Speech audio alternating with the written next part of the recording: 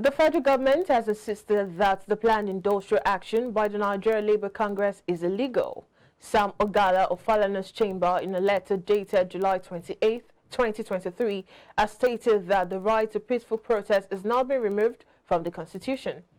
However, the federal government on Monday restated that there is a subsistent interim order restraining the NLC from embarking on any industrial action.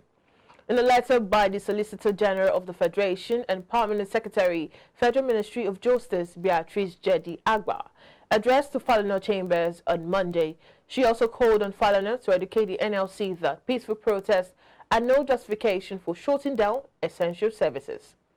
Jedi Agba said it is apparent that the current move by NLC goes beyond peaceful protests, as uncontroverted media reports have established that it intends to ground the government by endangering public peace, instilling fear in the masses, and precipitating further crisis.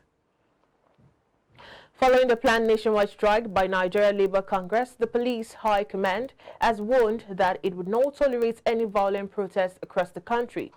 Spokesman of the police, ACP Muyiwa Adejobi, who made the disclosure, noted that the Acting Inspector General of Police, Kayode Adeolu Egbetokun, is deeply concerned about the recent developments regarding planned nationwide protests by the Nigeria Labour Congress and Trade Union Congress.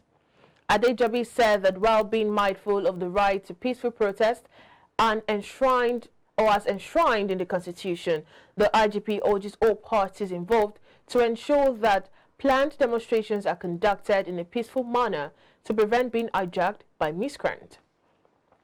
He said the IGP, however, acknowledges the grievances raised by the labor unions and the importance of constructive dialogue, which is important in addressing these issues.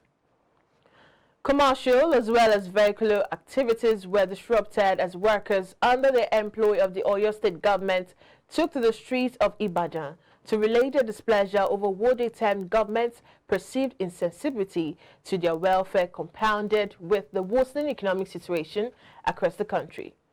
Led by labor leaders, the aggrieved Nigerians promised to totally paralyze economic activities within 24 hours if their demands were not urgently looked into. We observed that a lot of misgivings, misrepresentatives has been happening. And it's created a lot of distortions between us and the government. So the labor leaders met and we decided we want to have a roundtable talk with Mr. Governor. Many of our agitations have been misquoted to him. And the body language from his personality is that he has a listening ear. But many a time the intermediaries have not been doing the job very well. So we insist we want to see him. Pensioners in Oyo State, they are really suffering. I can tell you authoritatively that there are some pensioners that are still collecting 300 naira per month. Please, I would like to repeat that, 300 naira per month for some pensioners. From where we are standing here in Secretariat to bus stop, 350 naira will not take you, whether it is on Okada or Keke, to and fro.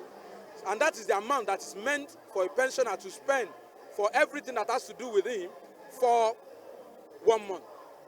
The last time that pension was reviewed was in 2007 during the regime of late Governor Akala. What we want is government should come out, most especially Oyo State. It's very unfortunate that Oyo State is a space state. Yes. Meanwhile, the special advisor to the Oyo State Governor on Labour Affairs, Adebayo Titilula Sodo, has assured workers of government's commitment to their welfare. The former Labour leader was reacting to the protests embarked on by workers in the civil and public service.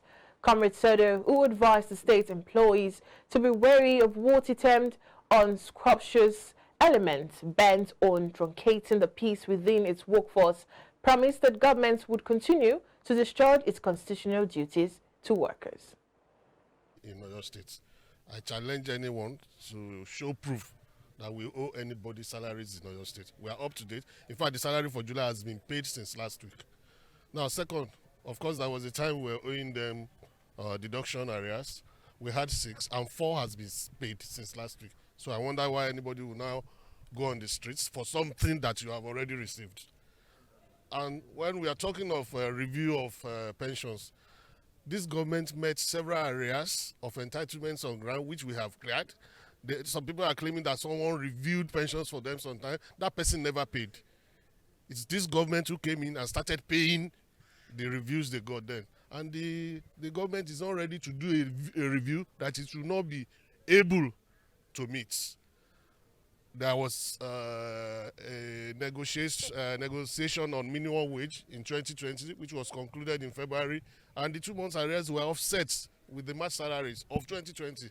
And since that time, this government has never failed the 25th of the month payment of salaries to its staff. Even when everyone was at home for like 6 months due to COVID, the government continued to pay. We had governments that rescinded, that retracted on the agreement they had with Labour in view of COVID-19 challenges.